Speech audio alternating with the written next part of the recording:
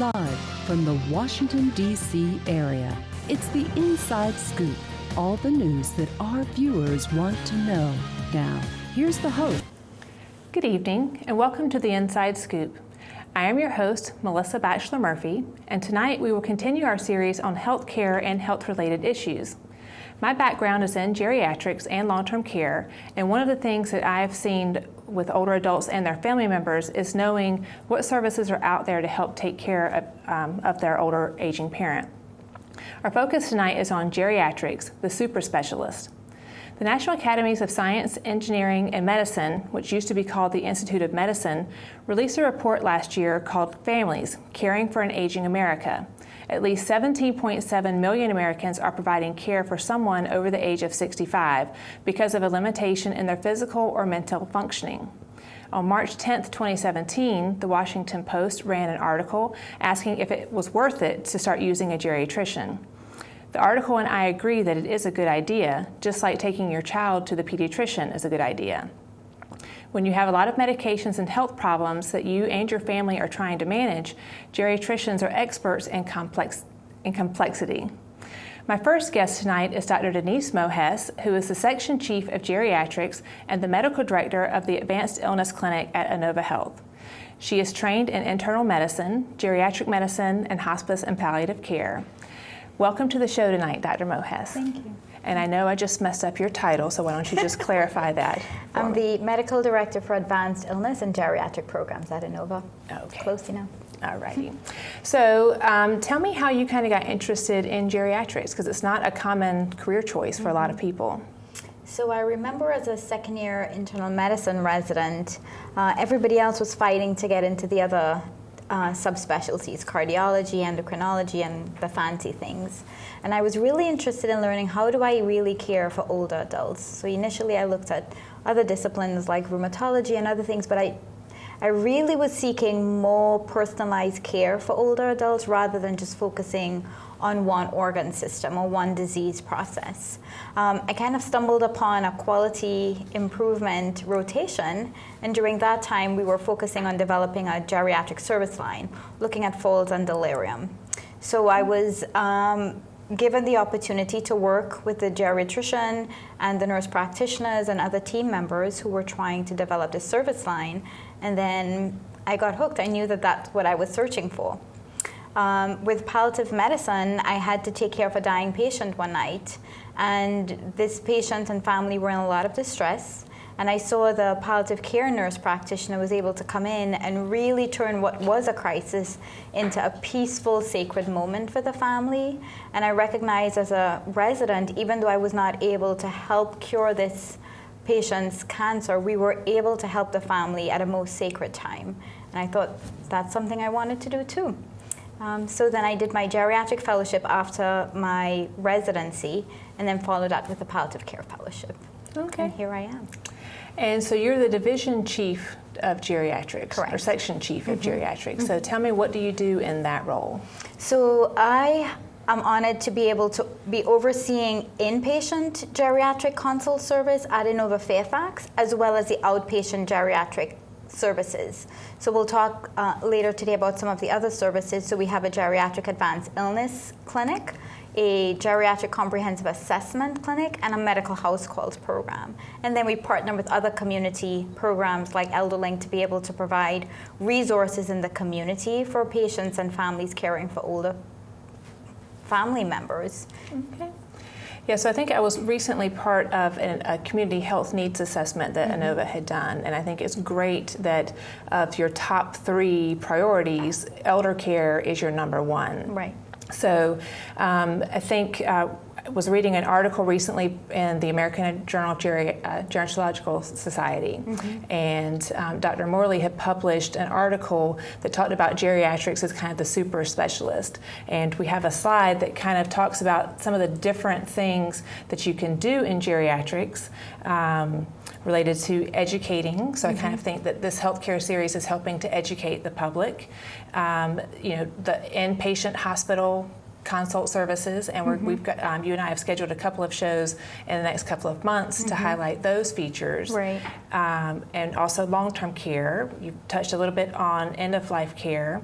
and then Geropsych. So tonight we're going to kind of talk about this model that was in this publication, and how geriatricians work with nurse practitioners and the interdisciplinary team to provide care from an outpatient service perspective. So maybe you can tell me a little bit about the advanced illness clinic. Yeah, so I think what's really key about geriatric care is that it has to be interdisciplinary. It's more than just the physician or the nurse practitioner providing the medical care. We have to approach patients in a comprehensive manner, addressing the psychosocial needs, the spiritual needs, the emotional needs that come with becoming older. Sometimes there's cognitive impairment, sometimes there's functional impairment. So I think taking an interdisciplinary approach is key, and that's what we're doing here at Inova. With the Advanced Illness Clinic, we would be focusing on patients who have a life expectancy of probably 2 years or less, multiple comorbidities, maybe too complex now for their regular primary care physician to be able to manage. Maybe it came with multiple hospitalizations and now they're leaving with multiple medications. So we at the Advanced Illness Clinic would be happy to have those patients come to us, and either we become their primary care providers to be able to help stabilize them, and also to help deal with the polypharmacy, which is multiple medications, clean up the medication list, simplify it, make sure that they're taking the right medication at the right time, and being able to support them in that. In addition, we would be able to focus on goals of care discussions around where do we go next, how much do we do, how many times do we go back and forth to the hospital, and how can we help these patients stay at home and remain functional in their own home. Some patients may have had their primary care physicians for 20 years, and then that's fine.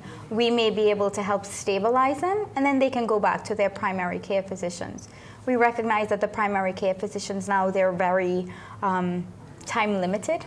When they have to see patients, everything is very much of a crunch. So these patients with medical complex illnesses they need more time. At the Advanced Illness Clinic, we would have the luxury of having more time to be able to delve into the complex needs of the patient. So if one of our viewers isn't familiar with all of our lingo, because we love to use those big words as in geriatrics, tell me, how would a person in the community without a lot of healthcare experience recognize what multiple comorbidities and complex, what would that look like in a family member? So it may be that it's more than 2 chronic illnesses. For example, things like diabetes, hypertension, high cholesterol, maybe heart failure, lung failure, multiple hospitalizations. So you're going to the hospital many times. For example, in 3 months, you've been admitted to the hospital more than 2 or 3 times. There's functional decline, there's memory impairment. Things aren't just what they used to be. And it's becoming more complicated because the medication list is probably growing as well. And now the needs are more than they used to be from a functional perspective as well. Yeah, I mean, that's actually one of the reasons why I got into geriatrics, because, it was always complex. You would have 10 different diagnoses from heart failure, all the way down. And then, I think most older adults take at least 5 medications or more. So I think those are 2 things that people can think about. If you're taking 5 or more medications, that's a complex situation, because I know that at my age, I'm not taking 5, I'm not taking any other than my vitamins. So so in addition to kind of your general training as an internal medicine provider, kind of what makes geriatrics different? Like, what do you guys bring to the table that's different than family medicine or primary care? So after your family medicine training or your internal medicine training for geriatrics, you would do additional training for 1 to 2 years, And during those years, you focus on the geriatric syndromes. So really what makes a geriatric patient different from a regular patient or when you were younger. So the things we specialize in would be what we call geriatric syndromes. So cognitive impairment, so memory loss, or the forgetfulness that we sometimes think it's normal. Yeah. Or trying to figure out if it's normal or not. Exactly. Then there's a functional impairment. So maybe the gait or the walking or the balance is off. Maybe there were recurrent falls, urinary incontinence, constipation, frailty, weight loss, loss of appetite. Sometimes they're easily reversible causes for loss of appetite in an older patient, more than just, well, you're getting old, and we can help look into those syndromes. I think one of the other things that it's focused a lot in your additional training with either geriatrics or palliative care is communication. Learning to communicate with older adults and their family members, whether there's sensory impairment from hearing loss or vision loss, but there's also that you're going to take your time and speak and really evaluate from patients what are their goals, how do they define quality of life. And I think those would be the things that we would also look at in the advanced illness clinic, because we would also be doing palliative care consults for patients who had symptoms. For example, older patients with pain, shortness of breath, anxiety, fatigue. We can help manage those symptoms, but also having lots of conversations and discussions about what is the overall goal. How do we help you develop a plan that is consistent with how you define quality of life? And so one of your in palliative care, and kind of how's palliative care different than hospice? Because I think a lot of people are very familiar with the term hospice, but maybe not so much with palliative care. So I tend to say palliative care, any age, any stage. So I'm a geriatrician, but I also see babies. And so palliative care can happen concomitantly or concurrently with curative medications or curative treatments, whether it's surgery, radiation, chemotherapy, whatever the illness is, you can have both, where palliative care is focusing on the physical, psychosocial, spiritual, emotional distress, managing those symptoms for you so you can continue to get your treatments and tolerate your treatments. Hospice comes into play when there's probably a prognosis of about 6 months or less, or there's no longer curative treatment. So hospice would be palliative care closer to the end of life. It's not imminently dying. You can have a prognosis of 6 months. Even we've had patients on hospice for a year, as long as you have that diagnosis and curative measures are no longer available or no longer being pursued. So if we wanted to get in touch with you about this advanced illness clinic, what would be some ways that we could get in touch with you? So on the Inova website, and I think we were going to share that. The advanced illness clinic, like some of the other clinics that we would talk about later this evening, are based at the IMG Oakton office, and we'll share the phone number. Yes. Okay. The phone number will come up repeatedly throughout the afternoon or this evening session. So thank you very much for that, and we will be right back to talk about the House Calls program within Inova Fairfax. Thank you.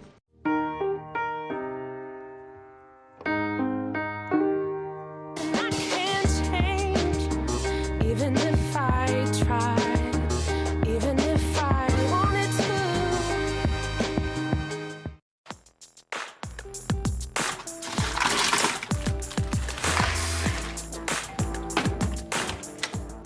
Thank you.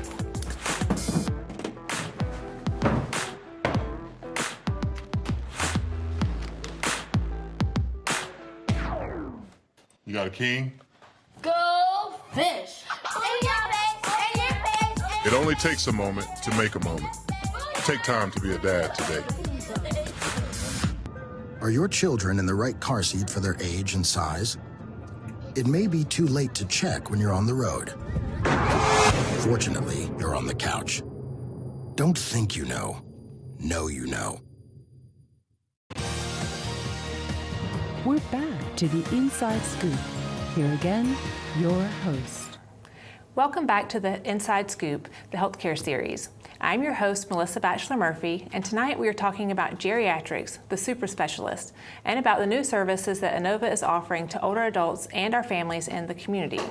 Dr. Denise Mohess just provided an overview of what geriatricians do and how they are different than family or internal medicine physicians, and gave us some information about the Advanced Illness Clinic. I'm now joined by Marlow Phillips, who's an adult gerontological nurse practitioner for primary care, and Nancy Toward, who is a social worker, both within the Inova House Calls program. And this is a program that provides services, just like the name says, at home. So I'll start with you, Marlow. I'm also very proud tonight to let everyone know that Marlow is an alumni of Duke University School of Nursing, where I am faculty. Yes. So she graduated in December 2015, and 2 weeks ago we were announced as the U.S. News and World Report #1 School of Nursing. It's first time in our history, so we just had to take a moment during ACC season to talk about that. So tell me how you got interested in geriatrics.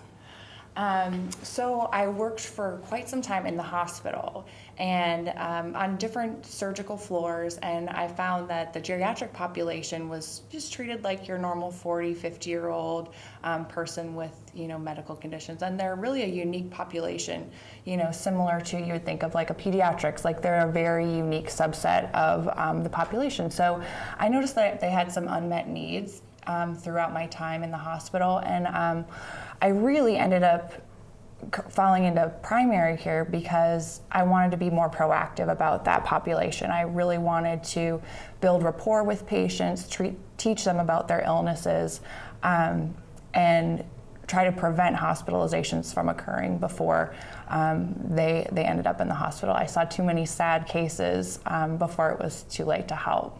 Okay. And so as an adult gerontological nurse practitioner, tell me a little bit about how your training prepared you for that role.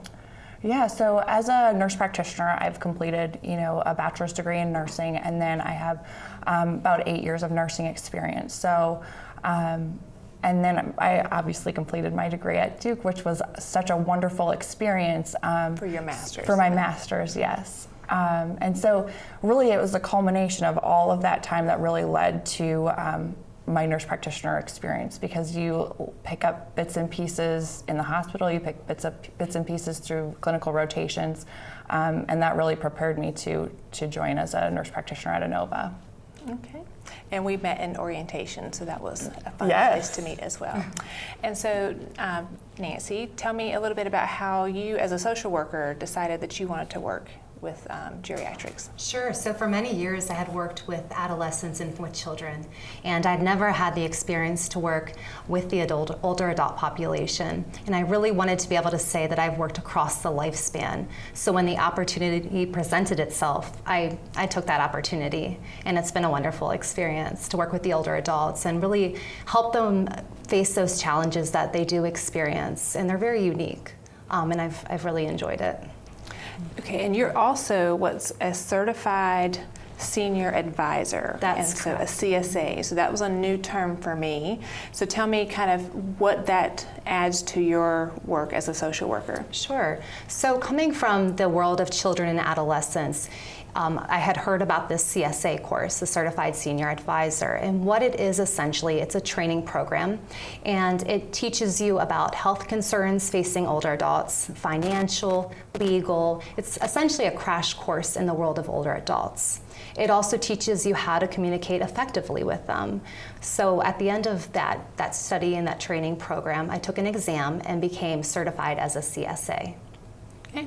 That's great to know, because there are a lot of different disciplines within geriatrics, but good that you kind of went the extra step to gain that experience. So there's another member of your team, and I think he provided a video so that we could meet the geriatrician with our house calls program. So Dr. Hilburn, we could just go to his video and let him introduce himself and kind of what his role is within the house calls program.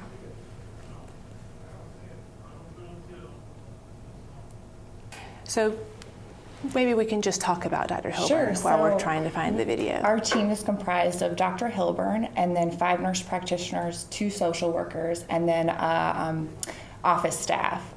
Everybody is a really close-knit team. Dr. Hilburn comes with quite some experience in a house calls program. He has worked at the VA for some time and actually started his own house calls program, and so joins us with really a lot of experience with the house calls program as well as geriatrics experience. Yes, so about 30 years is what his bio said. Yeah. So we are very honored to have him as a member of our team. So he will, the process, the way it works is that he will do that initial admission on the patient, and then the nurse practitioners will come out and we will be assigned those patients. So he does that initial intake and then is a liaison on really all of the cases of our patients. Okay. So who's eligible to be in the house calls program? So eligibility, it has to be 60.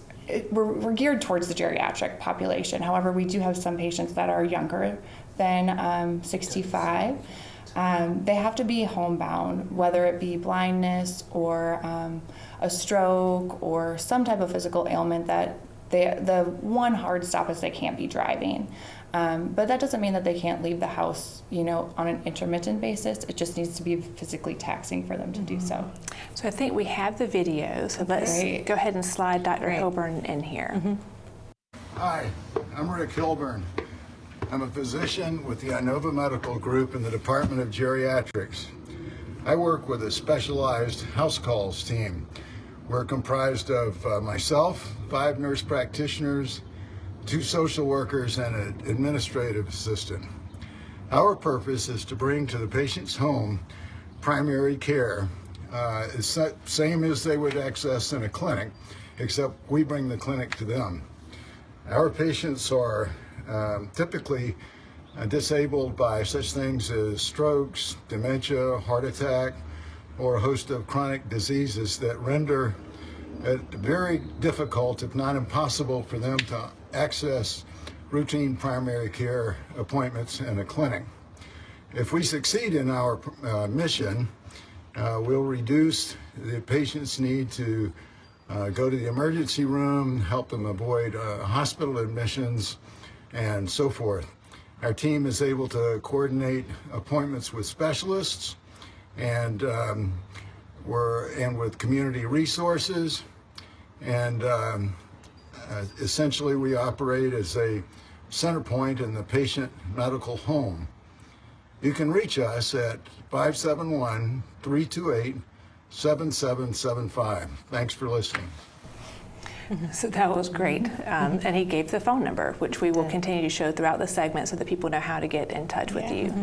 So you kind of did we get to everything with that initial overview? I think so. Okay. So you're a social worker. I am, so maybe you can kind of talk to us about what a social worker does and kind of what your role is within the house calls program. Sure. So typically the nurse practitioner or the primary care physician will refer cases to us. And that will be because they have some needs that are outside or beyond the scope of medical needs or what the nurse practitioner or primary care physician can do. So we will receive that case, and what we do, the first step is to schedule the initial home visit. So we'll go out and complete a comprehensive psychosocial assessment that will look at different areas. It'll look at cognitive functioning, family history, financials. It will look at the home environment, safety, and supports in the home. And the reason for that is to get a fairly good picture of that patient and that family. From that point, we can complete a care plan with mutually agreed upon goals with that patient and their family and start working towards that goals. But we really respect where the patient is and where they want to go. So we keep in mind, the patient's independence and their autonomy along the way. So do people have to live by themselves, or can they live with family members? They can most definitely live with family members. To be honest, a lot of patients living with family members are experiencing their own set of difficulties. We have family members who are serving as caregivers, and at some point they're giving so much of themselves that they really have nothing left. And they need support with dealing with patient care, and also support because it just becomes very burdensome and exhausting. So at times we're looking at referrals to respite care. So that respite care can be in the home.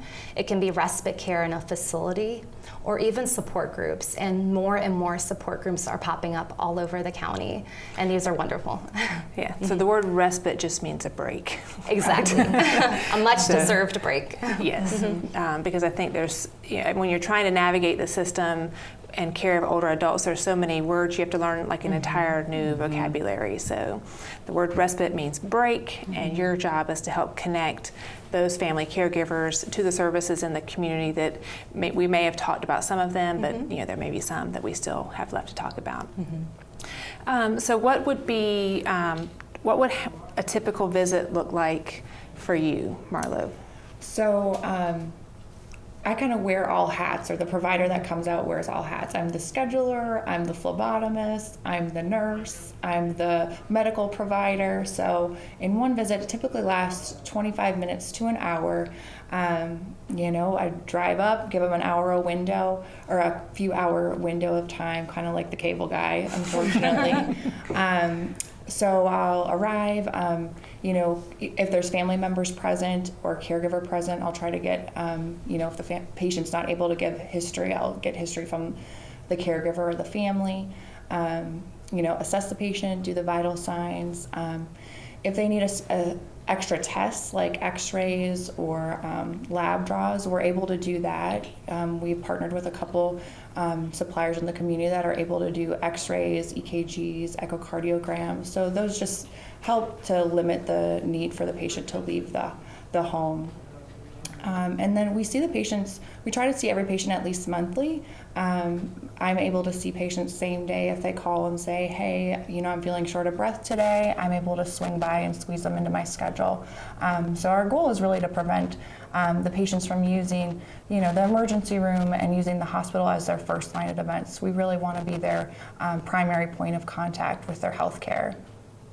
And decreasing those transitions is always helpful for patients and families, because the less you have to go to the emergency room or in the hospital, the better off you're going to be. So when we come back, we will continue our discussion talking about the House Calls program and kind of what other services are offered through this particular program.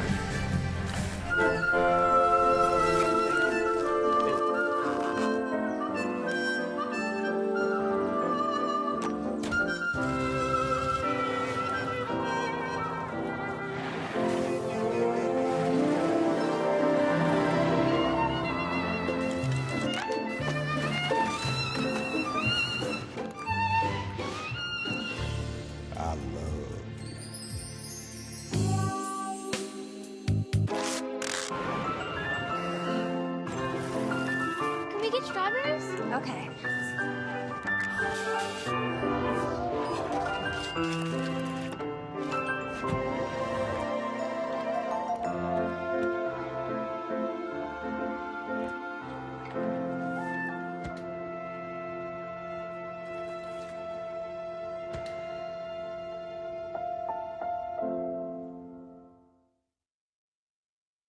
Okay, so what would you bring to my company? What do you need?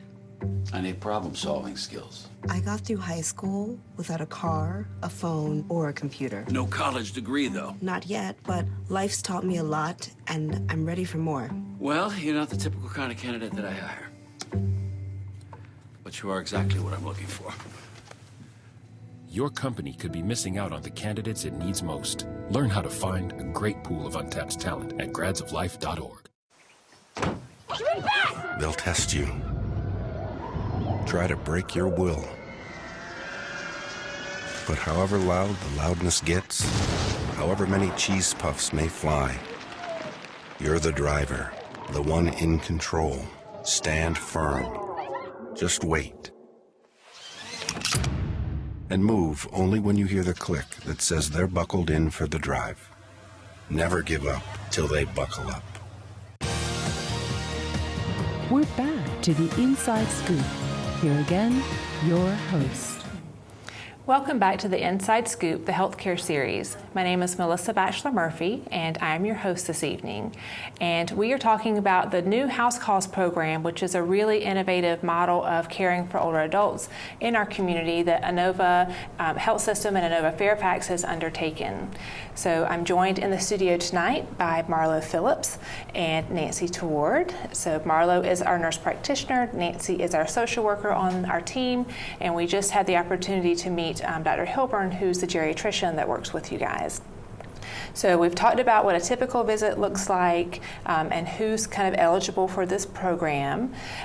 So let's talk a little bit now about the benefits of being in the program and how you kind of get connected.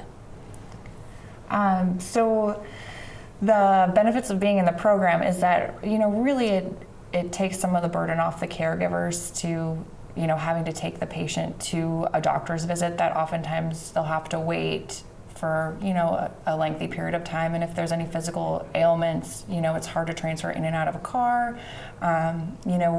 Weather can play a important factor in getting somebody to the doctor's office. So, we kind of take that question mark out of it and hopefully make it more accessible for the geriatric population. As far as how people get connected with the program, the phone number we've mentioned multiple times. There are a couple more kind of constraints, I guess, that maybe Nancy wants to mention. Sure. So besides the 65 or older and being homebound, that homebound criteria, the patient also has to have, typically the patient has Medicare and then another insurance which can cover that additional 20%. So Medicare covers in doctor's office visits an 80% charge, and then the supplemental will pick up 20%. If a person does not have supplemental insurance, that would be an out-of-pocket cost. Additionally, patients have to agree to transfer their care to our primary care provider.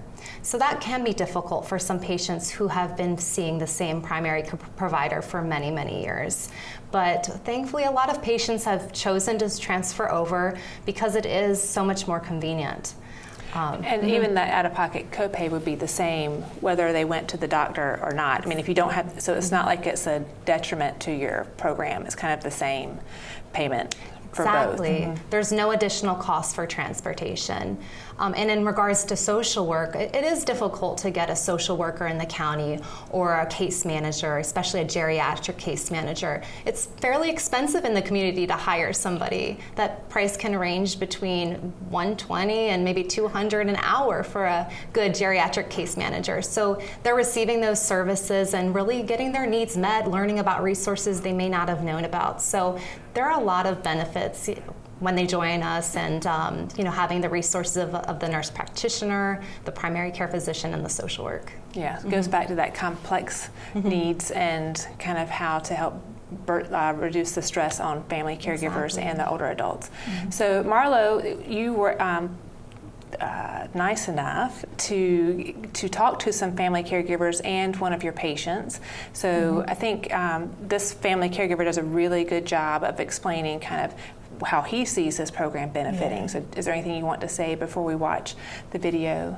So Joe is the son of you'll see the patient actually later in the clip, but so Joe does an excellent job of caring for his two elderly parents. And so he just talks a little bit about how the program has benefited him, because I think sometimes we don't think about how we're always patient-centered as the medical provider, but it really helps the whole family. So it's interesting to hear his story. So let's look at the video now of this son who's a family caregiver. Hi, my mom came home from a rehab center, Fairfax Nursing and Rehab, and she needed a live-in caregiver while she was here, and immediately we had to start following up with her own doctors. That was a problem. Luckily, they told us about the Inova Geriatrics that would send doctors and nurses to make house calls, and that's been a real lifesaver for us, because getting in and out of our house with a number of stairs was possible, but generally very difficult for my mom to do, particularly if she had to go for frequent follow-ups. So the Inova Geriatrics has really helped her out. The people have been great. They've not only have they come for routine scheduled appointments, but when we've been able to call them for, if anything goes wrong or if we have any questions, they can make extra visits to see what's going on.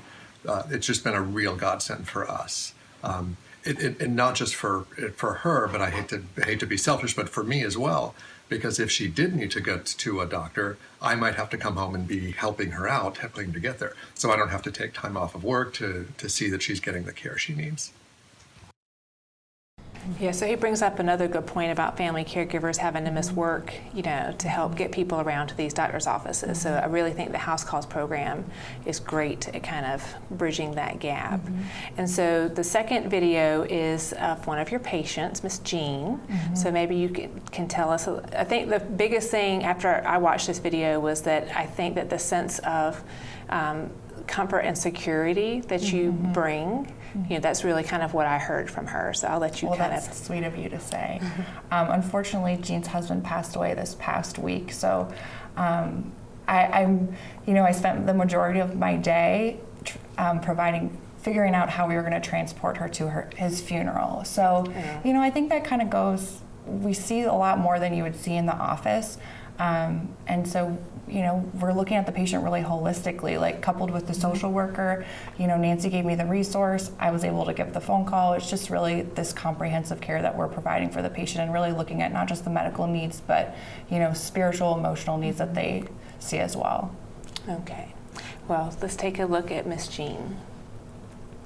Right. Why don't you tell us your name? Jean Landrum. Yeah, and how old are you, Jean? 92. And tell us what, how the medical house calls program has helped you. Oh, I can't say enough. I am so pleased with all of them. In the beginning, it was 2 ladies, and then they brought Marlow, and I thought, oh, she looks so young, but, oh, she has been my dream nurse. I can't say enough about her. I will admit I get a little anxious when she calls and says she will be over at a certain time. And if you knew me, if she's not here, say 5 minutes after the first time, I think, oh, I hope everything's okay. I know the traffic could be bad. And I am so glad when she is at the door, I can see her. I think, oh, good, here she is. Great. Sweet little lady. And that's another thing, the traffic here. So once you get the older adult into the car and you've navigated all of that, then you have to navigate traffic. And I'm new to Northern Virginia, so I'm still adjusting myself. So maybe you can share, any other stories about the house calls program that, that kind of highlights how other families and caregivers have responded. I hear that you guys have grown like exponentially. So, sure. I think as soon as we start collaborating with community resources and they hear about our program, the word just really travels fast. And we receive a wide variety of referrals. Some maybe closer to that age of 65, and we have some that are up near and probably even surpassing 100 years old. A wide variety of cultures and backgrounds and ages. So it's been a pleasure, and it's only growing. And we've received a lot of complex patients. So complex medically, but then also with a lot of social work needs too. And it's been really fulfilling to help them start tackling those issues. And of course, there, sometimes with the stress of caregiving, there's also issues within families, family dynamics that start to rear their heads. So helping them navigate that and really working with the family to keep the patient healthy, but then also to keep the whole family healthy. I think one of the benefits you have with the house calls program that a primary care provider wouldn't have is to actually see the patient in the context of their own home and what are the issues and the environment that they are dealing with. And I think that you guys help to bridge kind of that gap. Yeah, you learn a lot about a patient by seeing their home environment. I can think of one patient that, she's like in her 80s. She has asthma and recurrent asthma exacerbations. And she was relatively new to our program. We went into her home and, we're like, why is she not taking her albuterol, her nebulizers? And then we realized that she couldn't physically reach it. All she needed was an extension cord to plug in the machine and make it reach to where she sat on the couch. And it's, you know, things like that you wouldn't see in an office. The patient would be labeled as non-compliant. But we were really able to troubleshoot and fix that patient's medical care by giving her an extension cord. So, you know, I've walked into other patients' homes and, you know, Grandpa can fill his pill box perfectly, but then when you look in the pill box, he's double dosing himself, which is unfortunate, but that would be, you know, potentially hazardous to that patient. And, you know, just to recognize things early before they become a bigger problem than they are in the short term. Right. I think that the other side of that, you know, what I hear is kind of avoiding hospitalizations, you know, helping people to stay in their own home and age kind of in place or with their family caregivers, just by connecting them to resources that they didn't know were there, or getting the extension cord, you know, and then the potential for medication errors and just having a second set of eyes that are skilled at looking. I mean, as a family care provider, I could be like, well, there's pills in the box, but I may or may not know how to check that the right pills are in the right box. Right, exactly. Yeah. And I think also with social work and social workers, there is that stigma attached to social work. So sometimes people think of child welfare, or they think of us taking children away from their homes, and it's so much different than that with our program. We want patients to stay at their homes. We want them to live happily and safely in their homes. So a lot of it is education to the family and caregivers, at least about the social work, about what our role really is when we step foot into that home, because sometimes it leads to some anxiety, not knowing really what does a social worker do. So we had a pretty neat case. So I would like to thank both of you for coming on the segment this evening and sharing with us what the Inova House Calls program is doing, and to try to keep people at home, to keep people out of the hospital, and living independently and healthy. When we come back, we'll talk about the Geriatric Assessment Clinic. You know what, guys? There's a lot of tree branches and dry brush over here. We should probably move the bonfire over there.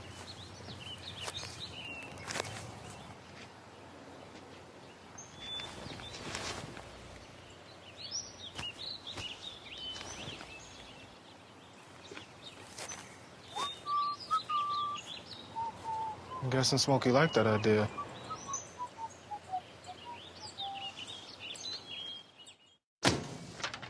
Hey, Hard, what's this? That's my resignation. You're resigning. Why? You've been putting me under a lot of pressure lately. That's why I'm ready to quit. Oh, I forgot. I'll do better. Please don't quit on me. Don't let your heart quit on you. Get your uncontrolled high blood pressure to a healthy range before it's too late. So you can't save money? That's easy as pie. Brown bagging lunch instead of going out.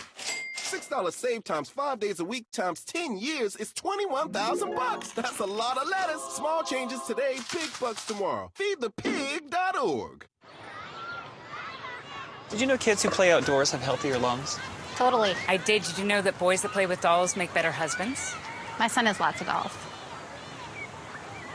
But did you know terry cloth diapers breathe better? I did. It's totally true. Oh, yeah. Did you know that strollers have the right of way on the sidewalk? Yes. Yep, I did. Did you guys Did you know that kids who eat breakfast have higher GPAs? Yeah, I know. Yeah. That's actually what I was going to say. Did you know babies should never touch silver? It's really bad for them. I knew that. Did you guys know that statistically friendly kids have more friends? Yeah. That's obvious. Did you know most people think they're using the right car seat for their kid, but they're not?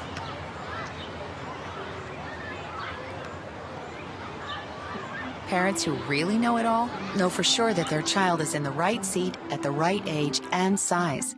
Visit safercar.gov/the right seat to make sure your child is protected. I'm putting that on my blog. I just put it in mine. Every time I hear the alarm bell go off in school, I think it's an air raid. A lot of houses in our neighborhood have been destroyed. I like to close my ears and sing songs whenever the bombs come close. I'm worried our new neighbors won't like us. But I know it's all gonna be worth it. I just want my family to be safe. But these are not my words. These are not my words. These are not my words.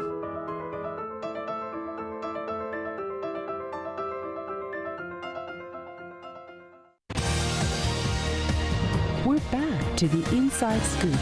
Here again, your host. Welcome back to the healthcare series of the Inside Scoop. I am your host, Melissa Batchelor-Murphy, and tonight we are talking about geriatrics, the super specialists. We've been talking about several new models of geriatric care that Inova is developing in the community, a new initiative for what has historically been a hospital and clinic-based model of care. Older adults, particularly frail older adults, require a different approach than younger populations, and so far we've talked about Inova's Advanced Illness Clinic and their house calls program. But joining me now are two more members of the geriatrics team at Inova, Dr. Ramon Blanco and Dr. Dominique Danquah, who's a social worker within the clinic. So you are trained as a family medicine, but you also did your geriatrics rotation at East Carolina University in Greenville. So go Pirates. Just have to give a little shout out to my North Carolina friends. So maybe you can tell us a little bit about how you got interested in geriatrics. So for me, mainly it was during my residency and training. I actually enjoyed going out to the nursing home, seeing patients on a regular basis, getting to know them over the course of my 3-year training. And it just felt like a calling, and I always enjoyed talking to them and feeling like I could spend more time in that type of setting. But that led to essentially going into the geriatric fellowship, which exposed me more to the outpatient side, as well as the nursing home part of it. So I just really felt like it was good medicine, rather than specializing on one thing. It was still kind of focusing on general medicine, but in the older population. Mm-hmm. Yeah, I think that's one of the things I've always liked about it, is getting to have a relationship with that older person over time. So Dominique, tell me about how you got interested in geriatrics. Well, I've always wanted to be a voice for the elderly and be an advocate. And in my role as a social worker, I can do that in reaching out to the community to ensure that they get the resources they need. So oftentimes you see that they don't have the resources and don't have anyone to help navigate that. And so I got interested in that because not only that, I had an opportunity to work in Richmond for their house calls program that was there, and I just found a love for it, and knowing that I was able to be that voice for the older population. So how long had their house calls program been up and running? Because I think that's a great experience to have. Yeah. So theirs, by the time I joined, I think it was only 2 years old. So it was fairly new, and I was there for about 2 years as well. Okay. Yeah, I mean, I think all of these models are new, and it's kind of in response to the fact that there are more older adults in the community who are requiring care, and we can't rely on the hospitals and the nursing homes to do everything. Mm-hmm. So let's talk about the Geriatric Assessment Clinic, and maybe you can just kind of give us an overview of what services are offered there. So this particular clinic, it is an outpatient consultative clinic. So we will review and go over a patient's kind of profile and think about the kind of complexities that come with getting older and dealing with certain conditions that come along with that. And the whole purpose of it is to help not only patients and families, but also some of the primary care providers that are out there that may not be able to spend as much time with their patients to help deal with some of these more complex issues. Okay, and so one of the things that's different, because we've done this before, we try to keep all the buckets straight about what the differences and similarities are. So whereas with the Advanced Illness Clinic, those patients leave their primary care provider. For the Geriatric Assessment Clinic, they come to you for just maybe a couple of visits, and you make recommendations. Yeah, so we'll kind of review everything as far as medications, their history, what we can do to help minimize certain risks like fall risk, or even something like polypharmacy, where you can easily confuse medications or take too many by accident. Memory issues we also want to look into. So essentially we're trying to reduce these kind of high risk conditions and give recommendations to the primary care provider who can follow through and see how things change over time. I have seen a couple patients actually in follow-up, after we make an intervention. We kind of want to make sure that things are stable and that we haven't done anything to create more of a mess. But with that said, the whole purpose is to keep a patient with their regular doctor as well, because they may have been with that doctor for 30 years and they're not necessarily looking for a new doc with our program. Okay. So what other types of, so we obviously have social worker, we're going to get to you in just a second, but what are some other providers that are in the clinic? So we also have a nurse, her name is Lucy. She comes in and does some of the cognitive testing and physical testing as well. And then we also have Dr. Burgett available, who specializes in both neurology and psychiatry, but likes to focus on the geriatric population as well.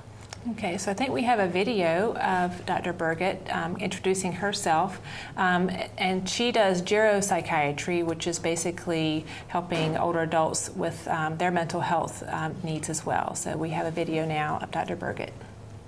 Hi, I'm Dr. Tuna Burgett.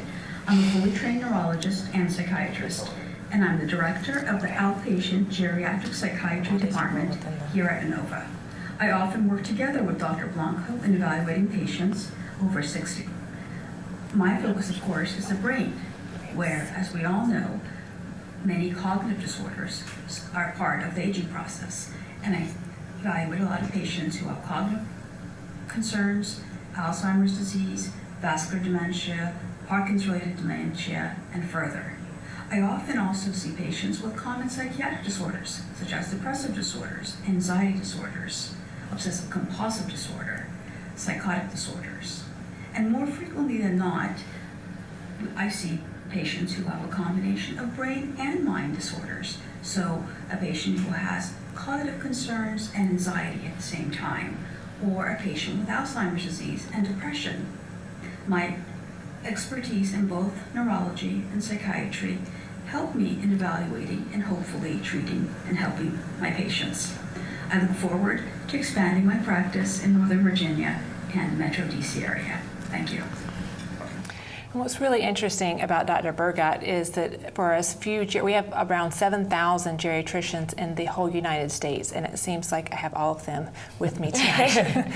But to have a neuropsychiatrist on your team really is a rarity that I don't think that people really think about, because that, the geropsych expertise is like a little diamond in the rough. So it is great that you have her on your team as well. And I'm talking to her about potentially doing a show later in the year around mental health needs of older adults. So Dominique, so you're the social worker within this clinic, so maybe you can kind of tell us how your role is either similar or different to the house calls clinic or program. Okay, so there are some similarities, but there's, of course, a difference in the fact that it's in the clinic. House calls, of course, the social worker would be going out. And I'm also part of the house calls team, so I do go out to see some of the patients in the home. But within the consult clinic, my role is to do a comprehensive biopsychosocial assessment. In that assessment, I'm able to see what their physical and emotional needs are, as far as whether they need extra equipment in the home, as far as a walker or a wheelchair. And also in that assessment, I'm able to see if there's any depression that's going on. Although our nurse does the depression scale, I'm able to assess that and then give some resources as far as in-home therapy is concerned. So that's what my role is just to assess the patient holistically and to make sure that they're receiving the care that they need. Okay, so what would be some of your clinical goals for the patients that come through the clinic? My clinical goal is to really ensure that when they leave the clinic, they have the resources and the information that they need to better their care. Oftentimes, caregivers come in and they're so burned out, and they don't know that there's caregiver support groups. They don't know that there's respite care. They don't know that there's, Meals on Wheels, these type of county resources to help them. So my clinical goal is to ensure that I've empowered not only the patient, but the caregiver. So if I'm a caregiver at home now watching, do I have to have a referral to come see you guys? Can I self-refer?